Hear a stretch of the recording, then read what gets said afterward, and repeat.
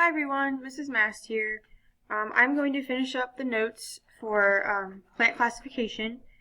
I'm going to talk about variety and cultivar and do a little bit of review. So, the system of botanical classification, remember that the hierarchical organization domain is the largest, and then it breaks down into kingdom and phylum, class, order, family, genus, species, variety, and cultivar. And remember that genus and species are where we get the scientific name from.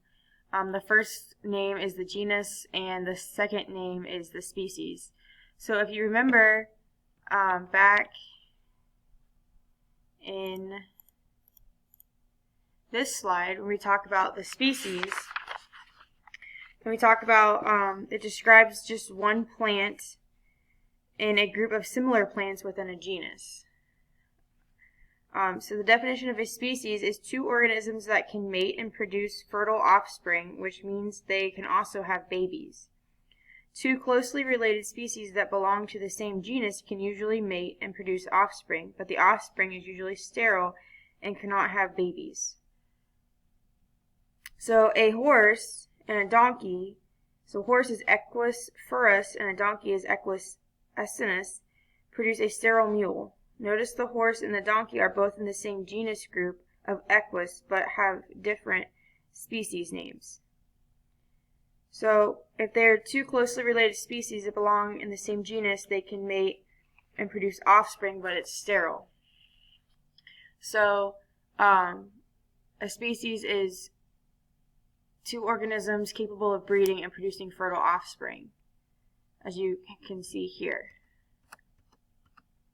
So to remember the system of botanical classification, the mnemonic "Dear King Philip came over for good soup Vicky cooked" is a way to remember the order of hierarchical organization to help you with assignments and things like that.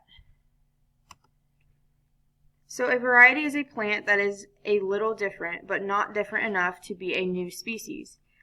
Plants are called varieties, but animals are not. Take a look at the two pictures. Both are of honey locust trees, but one has thorns, which you can see right here, and the other does not. The honey locust with thorns, Gladystia trachanthos, is the way that the species normally looks. The variety is thornless, Gladystia triachanathos. Inermis, the name of the variety, is always in single quotations, as you can see right here. Inermis is in single quotations after the species name. Think about dogs. We call the different varieties breeds. Cultivar, we sometimes call varieties that have been developed or cultivated by man, cultivars. For example, a brandywine tomato is Solanum lycopersicum, or brandywine. You can see that here. So a cultivar was cultivated by man, and a variety was done by nature. You can think of the differences that way. And here's a visual. You can see here the kingdom. You have the different two types of camels. Looks like a llama, giraffe, squirrel, snake, and starfish. And then you would go down to the next one, and you would the phylum. And you see that the starfish dropped off. So maybe that these have spines, okay? And then you notice that the order, the snake drops off. So maybe they have legs. And then when you get to the family, you notice that the squirrel dropped off. So these get more closely related maybe to larger animals, okay?